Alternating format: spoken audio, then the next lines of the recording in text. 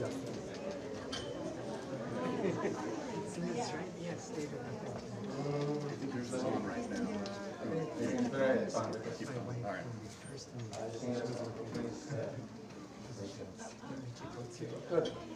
วัสดีครับสวัสดีทุกคนครับครับ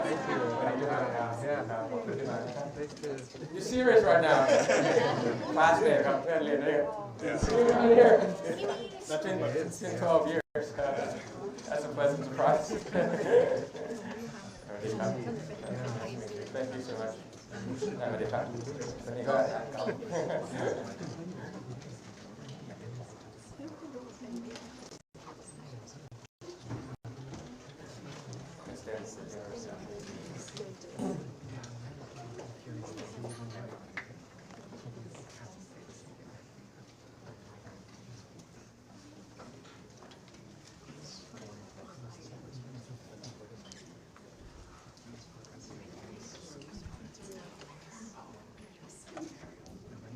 All right, well, thank you all for turning out so wonderfully on this lovely Boston, Massachusetts fall day. Couldn't be a more perfect day for us to gather here for this special event today. So my name is James Robson. I'm the director of the Harvard Asia Center. Today's talk is sponsored by both the Harvard Asia Center and also the Rajwali Foundation Institute for Asia. Today's talk is entitled Moving Forward, Thailand, ASEAN, and Beyond. By, of course, you all know, and it's hardly any introduction, but I will give a little introduction to Kun Pita Lamdornat, the Prime Ministerial candidate and Chief Advisor for the Move Forward Party leader. Pita was educated in New Zealand and is actually no stranger to Harvard, since after receiving his undergraduate degree in finance and banking at Thammasat University in Bangkok, he then went on to earn a joint master's degree from both MIT and Harvard's Kennedy School in Business and Public Policy, which he received in 2011. He then was the CEO of Agri-Food and also served as the executive director of Grab Thailand from 2017 to 2018. He made his political debut, and I don't need to probably go through most of this history to all of you, but for those who don't know, in 2018, when he joined the Move Forward Party's predecessor party, Future Forward, where he was focusing mainly on agricultural policy. He was first elected to Parliament in 2019, where he also advocated for farmers and farmer rights. In 2019, the Thai Constitutional Court dissolved Future Forward and banned its leader from politics, and Pita and the party's remaining legislators formed the Move Forward Party. As both a successful private sector businessman and an inspirational public sector leader, he's been a courageous advocate for democratic reform in Thailand, and in that capacity led the Move Forward Progressives Party to an historic victory in Thailand's general election in May of this past year, on May 14th, which had a record turnout, by the way, of 75% of the voters casting votes in that election and securing nearly 40% of the votes. Buoyed by supporters and throngs of young voters, like I can tell the demographic out here today, and winning most of the seats in that election. But as you know, in July, he was blocked from taking power by conservative legislators. The party rose to success on this wave of support from those young and urban voters. In his bid to form a government under this coalition of a pro-democracy parties was, however, blocked by these influential senators and military-backed conservative parties. He was therefore temporarily suspended as a lawmaker by the country's constitutional court after a complaint filed by the Election Commission accused him of violating election laws. Then in September 2023, he announced his resignation as leader. He has not, however, gone away, and here we are today. And so please join me in welcoming Pita Limjaroenrat as he is looking forward.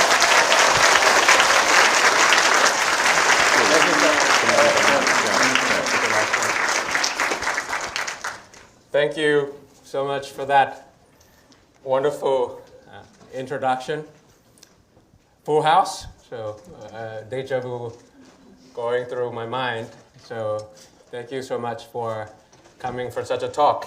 And allow me to begin by thanking the Harvard University Asia Center, Harvard University Kennedy School's Ratchavali Foundation Institute for Asia, Professor James Robson, Director of Harvard University Asia Center, and definitely our friends, Professor Jay Rosengard, who is in Thailand as we speak, so that we've been crossing paths for a long time and spending a bit of time on Zoom meetings. Professor Rosengard, if you hear this, next time hopefully we get to meet again. You know, traveling from Bangkok to Boston, you know, it's quite a distant, differing two cities, but I feel right at home. It's been 12 years since I graduated here, but to be back here is really something that words cannot describe. For some of you who might not know me, you know, my name is Pita Lim Jaranrat. I'm the Thailand's 2023 election winner, former prime ministerial candidate, so still prime ministerial candidate, and most importantly, most proudly, Harvard alum of 2011.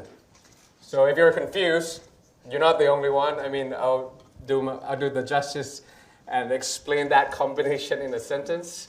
You know, sometimes politics is hard to make sense anywhere in the world, including here in America and Thailand as well, but I'll spend some time to do that. But by now, I think you would know that I used to be one of you. I mean, I used to be in a different position. I used to probably sit somewhere right there where Dan Ginsberg, my friend right there, is sitting. But now I'm back to our viewers right here, and I'm standing right here, so I'm one of you, and I'm conscious of your time. You know, I know you have your problem sets and PowerPoint presentations and team projects. So what I'm going to do is I'm just going to go straight to the point. Just a few points that I wanted to make so that we can have some questions and answers later on, you know, to make sure that it's an interactive conversations. And I think the first point that I like to make is that Harvard works. It's classes like How to Run for Public Office, blocks away by Professor Steve Jarding, you know, that taught me how to run political campaigns. It's classes like Comparative Politics by Professor Pepper Culpepper. It's Competitiveness of Nations at the Business School by Professor Michael Porter. It's Political Parties in Practice. All those things that to turn textbooks into reality. And to beat against all odds. You know. We manage, I'm a rookie leader. I was, you know, running a political campaign for the first time for a 3-year-old party in a game that was designed that we lose. Gerrymandering, the way you calculate the constituencies, constitutional hardballs, but we won. You know. And because of that, I just want to ensure and send the message rather to, you know, beloved students or respected teachers, that your time that you spend here, right here in Harvard, it can become a reality.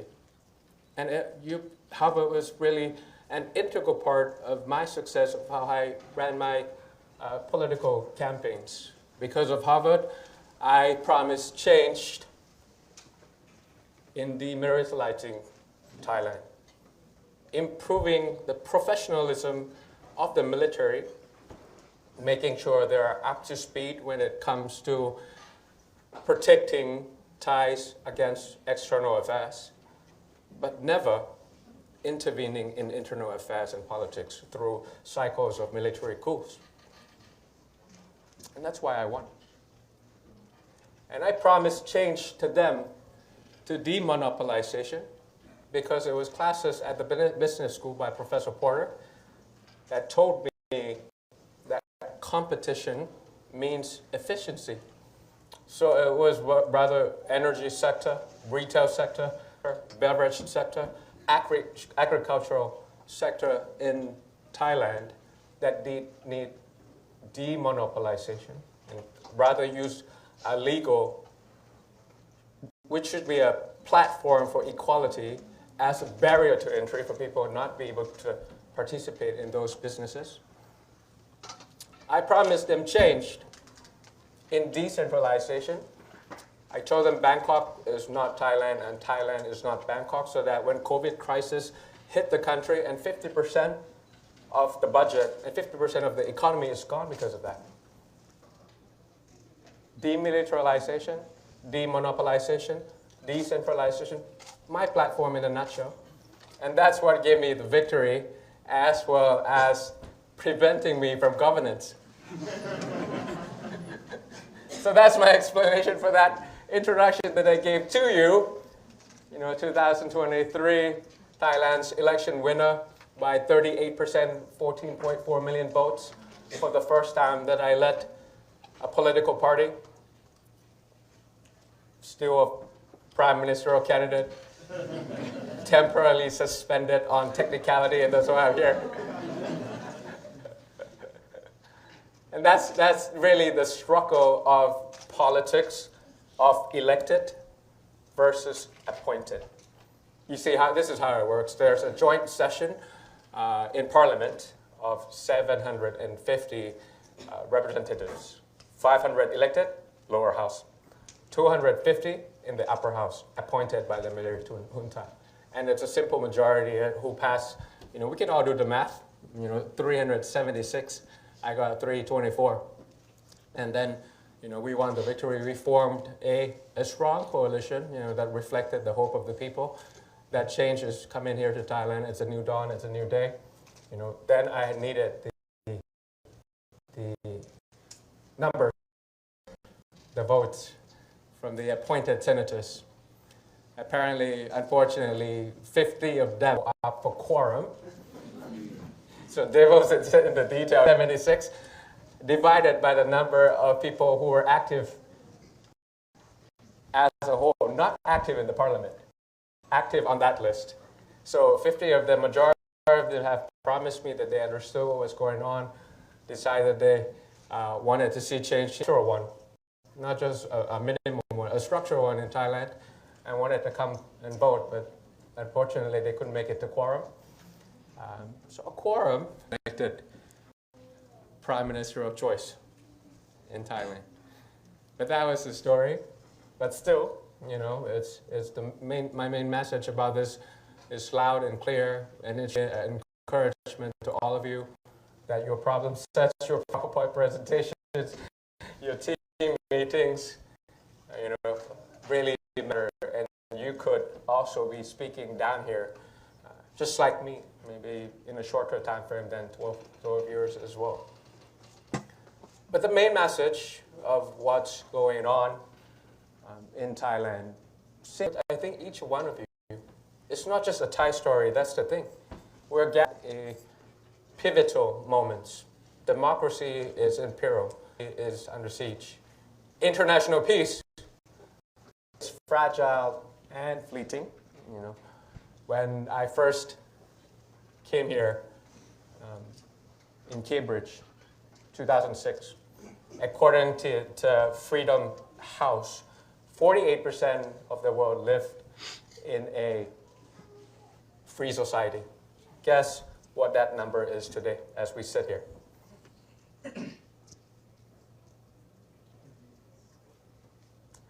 20%.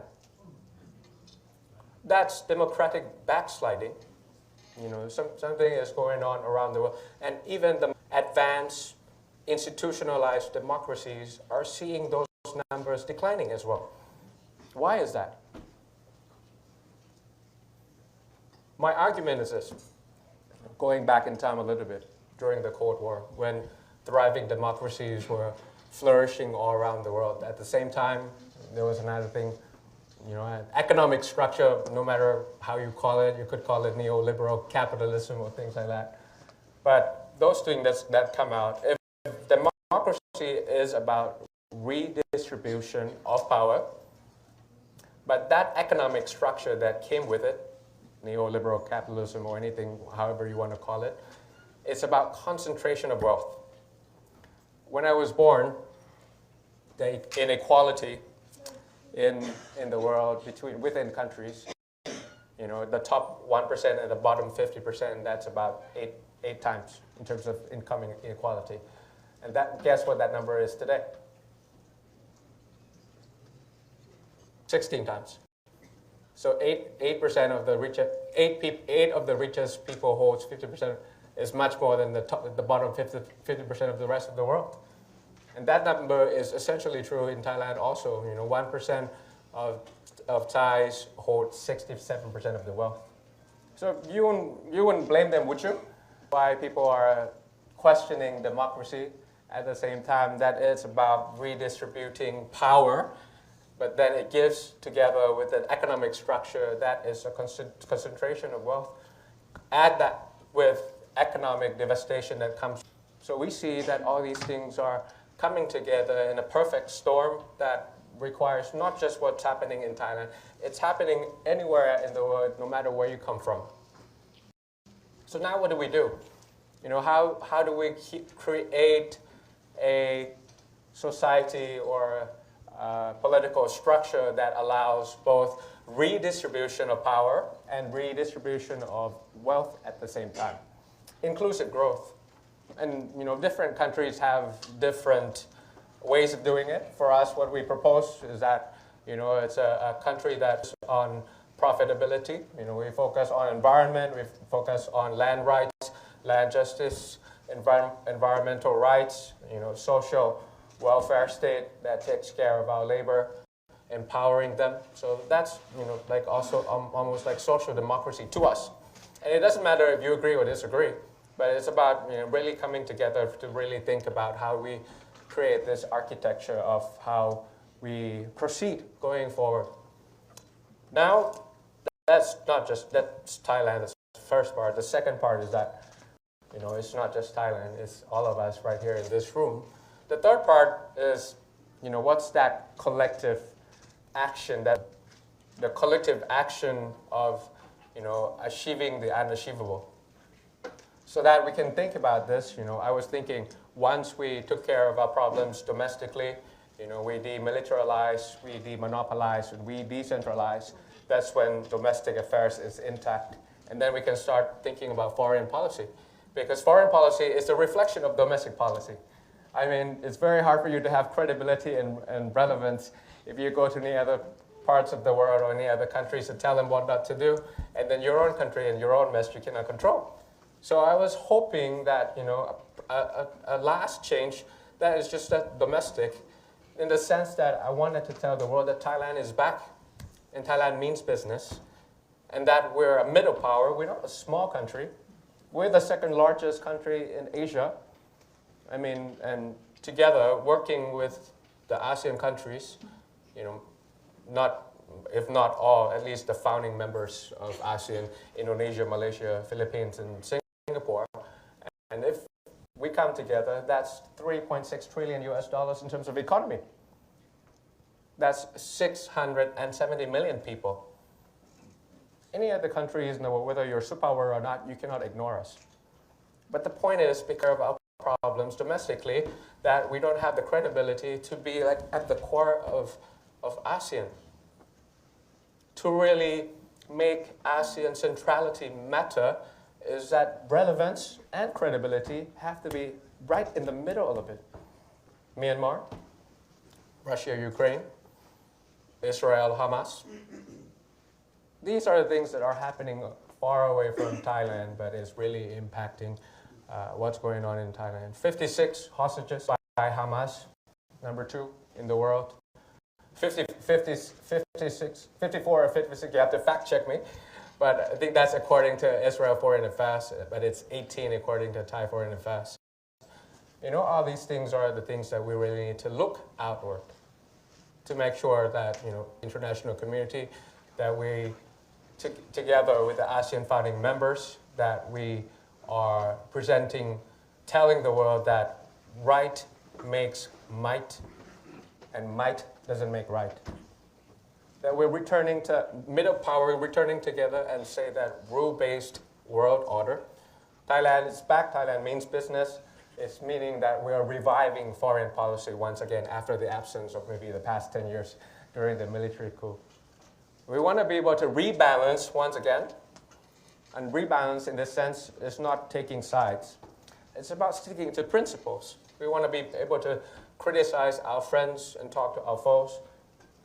as a middle power, we want to be able to recalibrate the issues of foreign policies when it comes to ties. Usually it's about trades and investment and security alliance with the US.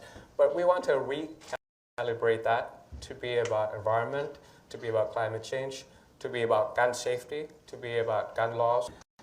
Condolences to the victims, 22 of them in Maine.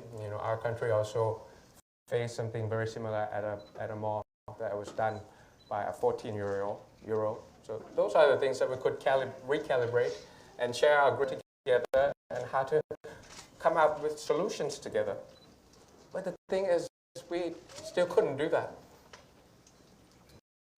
Then again, collective actions that we needed to come together, to achieve the unachievable, to turn struggles into strength, to turn pain into prosperity,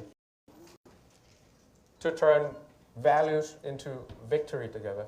That's really up to all of us. If you do well, but I don't show up, missing in action. If you do well, I'm missing in action. Those are the things that are absent from international architecture when it comes to peace building.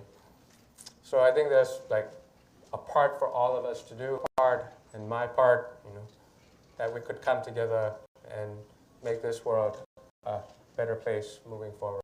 And Thailand will definitely be in the middle of that going forward. So in the next couple of years, I still look forward to be the bridge, people to people with Americans, parliament to parliament, public sector to public sector, private sector to private sector, and lastly, government to government eventually.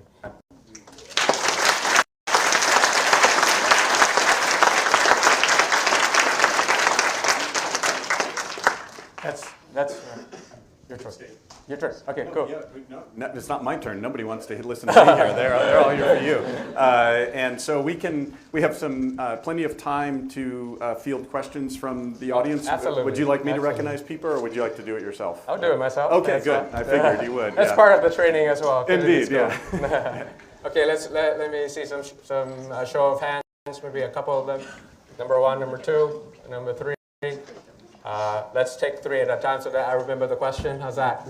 Are we good? Alrighty. Your turn. Go ahead. Awadi Kap. Brian from Thailand, also HKS student. Oh, cool. Thank you. Thank you so much for visiting us today and giving us a speech. Just a Technical issue. That's fine. No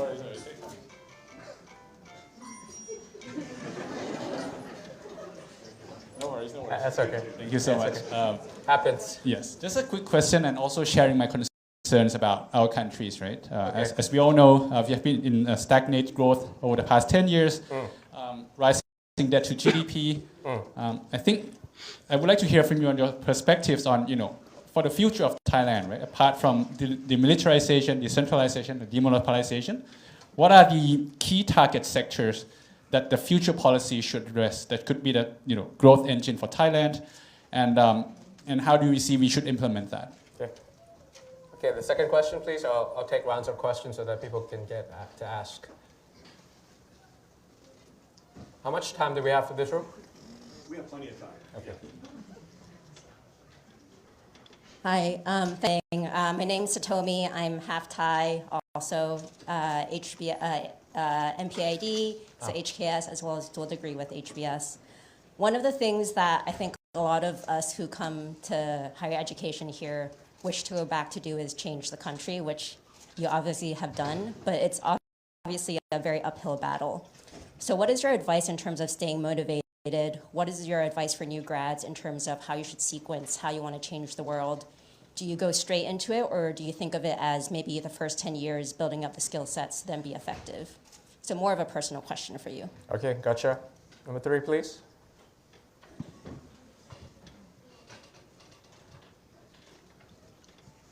I understand that it was Professor Said. Are you exercising your rights, or are you? Thank you very much. So I'm Michael Hertzfeld. I'm the founding director of the Thai Studies program, now out to pasture, but very happy to see so many people here for this wonderful event, and to thank Kun Pita for really a remarkable of really important points in a very short speech. So I will try to be equally brief. It's often said that Thailand is a land of compromise. I have, in my own research work, have focused on the fact that you have a constant tension in Thailand between authoritarian and egalitarian impulses. The impulse for democracy has always been there, but so has the other thing. And the other thing in the room in more ways than perhaps we want to enumerate. So is there a way forward that actually overcomes the invocation of that compromise, which has been used again and again and again to subvert the democratic process? Thank you. Thank you so much. So I'll take all three questions first and answer, and then we'll do a second round. Is that cool with you? Oh, good. Yes. The first question was more about, economic prosperity for the past 10 years, rising debt to GDP, and key target sectors. My short answer to you is we have to recognize problems and turn them into assets. If you focus only on our assets, tourism, export-led, and all those things, you could improve it, but then there's very limited amount of rooms for you to actually proceed, as well as the inequality side of it that I was telling you about. So how do we come about inclusive growth? Is turning our liability, national liability, poor water sanitation, lack of internet infrastructure, measuring the map of each land so that you give land justice to the indigenous people. All these things are pain points, if you're from the business school as well. This is like the pain points that we could turn into industries that Thailand could really master. And once you master it in one district, you could expand it through the entire region. And then you can do it nationally. And then you can do it throughout our neighboring countries in ASEAN. Imagine if you just turn tap water into drinking water.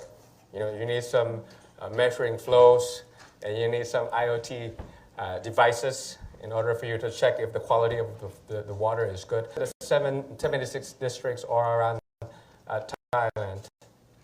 What kind of industry is that? It's like changing the environment. It's about giving people the public good that they deserve. EV bus, transportation in Bangkok, as Professor would know, is horrendous. And also the air pollution coming out of it. I was just speaking to another nominee of Time 100 Next, and all they said about Bangkok and Chiang Mai was about the pollution. But if we find a secret sauce that takes care of all these problems and turn them into potential, problem into potential, and that's how you create growth, and also taking care of it in a commercial side as well as something that's good for the people as well. So that would be my answer. Second part, personal question. In two sentences, be bold, be ambitious, and I think really Thailand, the country, and the world really needs a younger juice, a younger generation creativity of ideas that mix up and find new consensus in new normal. Do you understand what I'm trying to say? I mean, the world has changed so much. When I was sitting in your seat and I'm standing here, that 12 years, the new normal that comes from the COVID crisis, from the pandemic, you name it. But the problem is we have old consensus in new normal. So how do you create new consensus? Younger generations have to speak up. We needed to speak up. Otherwise, left to a certain generation that matters. But again, otherwise, the future have. I for sure have about 40 years left if I'm life, and it's a large amount of future that I me and my child. So you have to be and really contribute as fast as possible. the right. So try it out as young as well and try your best. And if you fail, you could always try again. So that would be my advice.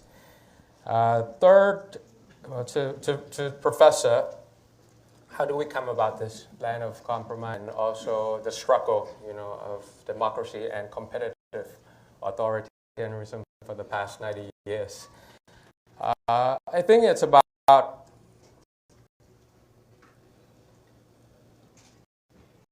the right infrastructure, the right culture. As of now, there's really hard infrastructure and constitutional hardballs that would prevent elected officials to assume power to govern. It's really come into domination of ideas through soft power to really show that Thailand has changed and we want to really have a culture that demands. And so to the extent that there could be collapse from within. And these terms, I have to give credits to Harvard professors. Tyranny of the minority, for example. Those are the things that have a robust opposition, you have robust media, you have international scrutiny, you have collapse from within, not because you have guns and bullets, but because you have domination of ideas and you're explaining the decisions of the country. It's just not for me, it's not just for you, but it's not even of principles, but because we have a system that allows conflict, as well as conflict management by itself. Let people speak and let people's choice govern. Do it next time I'm out, people will vote me out. Let's die because nobody chooses them, not because someone made some revenue from cooking shows or trying to come out with a proper campaign finance and disbanding political parties. This is something that takes time, but I think it's sustainable. Process that is probably going through people's mind. It's a road less traveled. Be comfortable with the uncomfortable. It's going to take time, but I think the reason why we found the party to bring about it's slow, but it's reversible also. So that's how we're going to go about it. We're going to win more. That's what we do.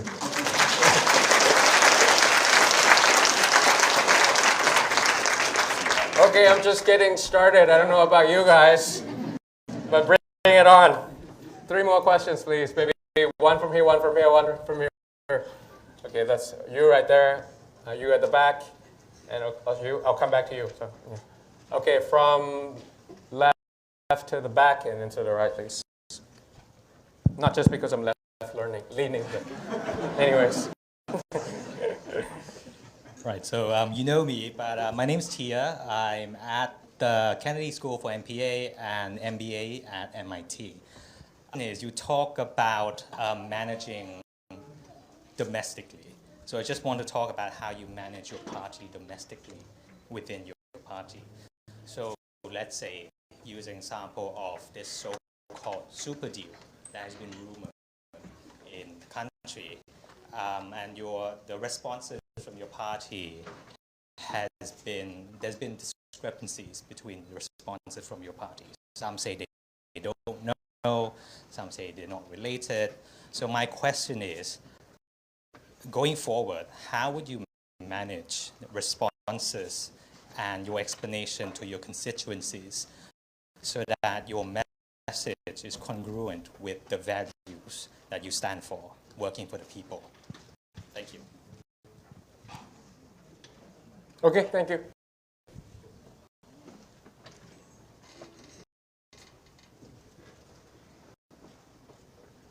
Go ahead. I'm sorry.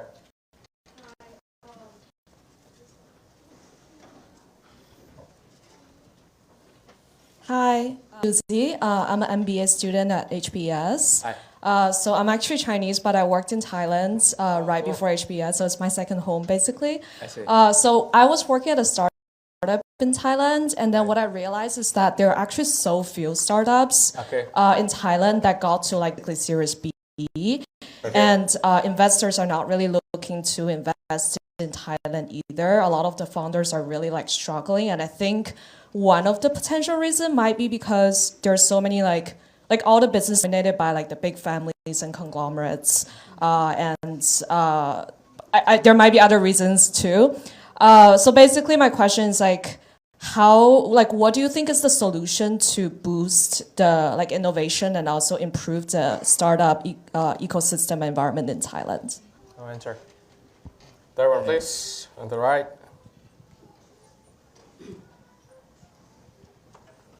Hi. Thanks. So my name is Sarvesh, and it was a really nice speech, really inspirational. Your story is really inspirational as well. So I am Indian by birth, so my question is sort of, you spoke about as Thailand is moving forward and the role of other nations in the growth of Thailand, or Thailand's role in the growth of other nations as well. So how do you see like India's role as Thailand is moving forward? Okay, thank you. First question is about party communication management.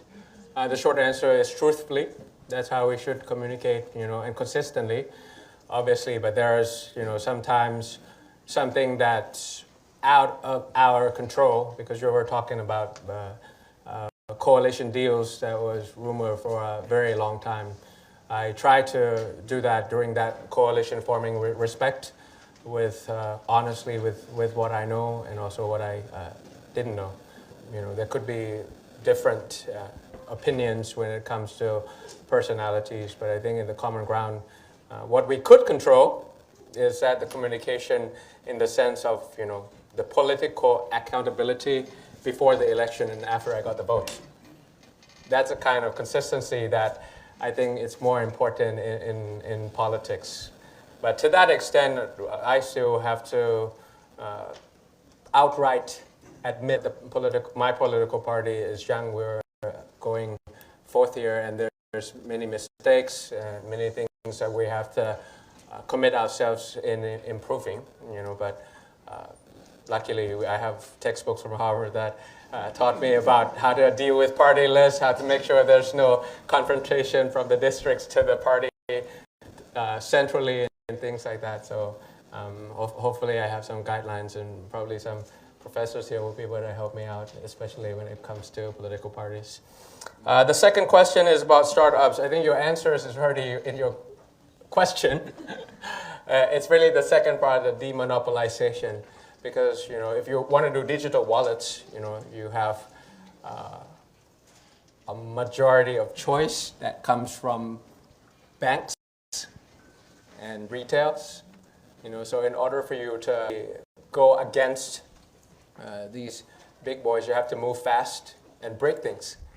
But in order for you to move fast, you need regulators or regulation that allows expedition. So in short, one of the barriers to entry is the law that comes from those incumbents that will lose market share should you go beyond Series B.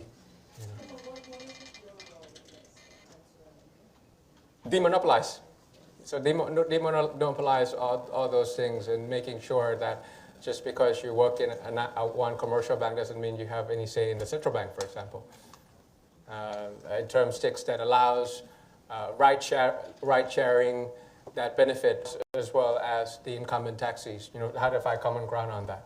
So those are the things that we propose. But that's not just part of it. The second part of it is that we're not bold enough.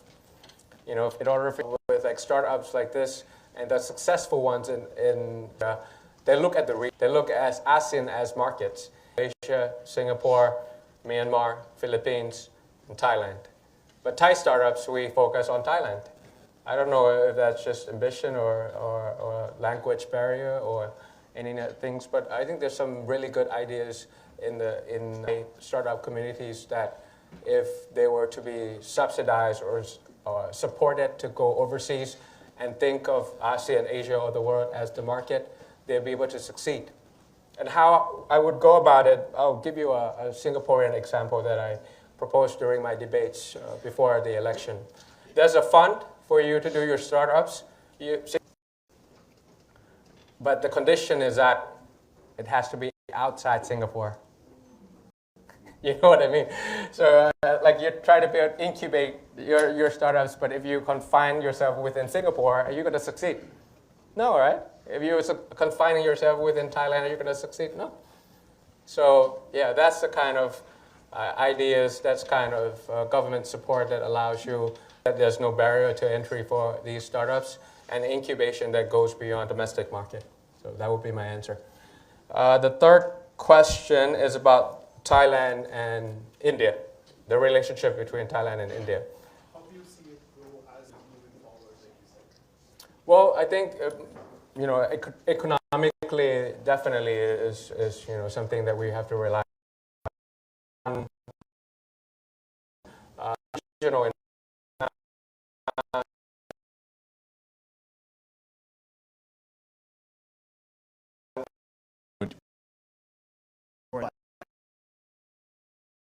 Right. Right.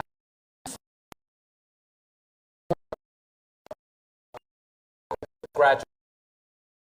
I would argue that if in their presence and if they stand right here and they'll say it has to happen, all of them, and it has to happen yesterday, because to come with adequate vaccines, to come up with protective gears when it comes to wildfire, when it comes to 75 years fighting since their parents, it's something that they really need. Or people in the agricultural sector who rely on subsidies, government subsidies all the time, have no choice but to sell it to the middlemen or throw it onto the floor or burn down the entire produce just because they cannot decommoditize it or say so that, with this small amount of capital gain, the start of the capital that you have, the investment that you have, is too little for you to participate in the market.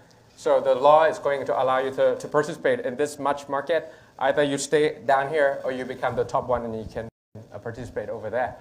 So yeah, it's really depending on who you ask and whether it's radical or not. But I think it's safe to assume through elections result that radical is the new normal. If you ask the commoners. That would be my answer to your question.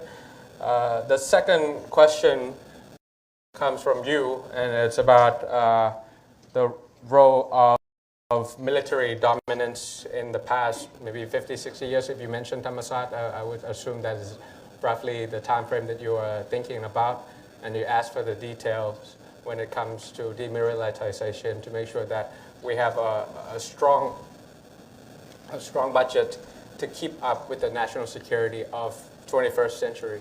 It's about fighting against cybersecurity rather than have a large amount of army personnel. They're very important, and I want to be able to take care of them and take care of their human rights with the society, have a professional career path for them. And that's really intertwined because, the amount of investment you invest in the personnel, that's really, it's a limited resource that you appropriate to the right military resources that goes against today's threat.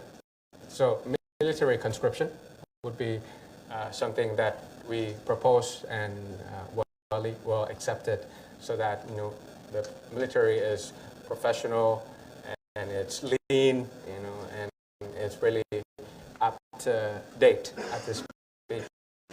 But what's going on when you said, the comparison of numbers, I've never thought that way, but I would have to agree with you. The number of people, the number of Thais killed for political rights or different opinions are probably much more from the abroad. I think it's not just about the legalization, but it's also introducing fact-finding, accountability, and that's the reason why even if we didn't become the amnesty law, that would take care of fact-finding, accountability, and what happened in the past, so that we can really have justice. We start out with let's have reconciliation, let's have justice, and we have a very thick book about it, but we don't do fact-finding, we don't have any transparency. and we have no accountability. It's the other way around. And so that's the way I would respond to your concern, your question. The third one is about ASEAN centrality, relevancy, and my elevator speech, short, concise, turn 5-point consensus into a 5-year roadmap, and how we return democracy to Myanmar. That's in a nutshell. Come together, at least 5 of us, the founding members, live up to the expectations in the future, as well as historical past, and then show people that we're credible. We mean what 5 bullet points on the paper, but it's really something that is sure benefits to Thailand, who share economic migrants that work in the country, to ASEAN, to Asia, to America, to China. Myanmar is something that is not off the radar. Global peace order, so that's something that we could do in very short. But then again, it's really the ASEAN Charter when it comes to that kind of definition that was in the past. Of course, we will hold to that principle of non-interference.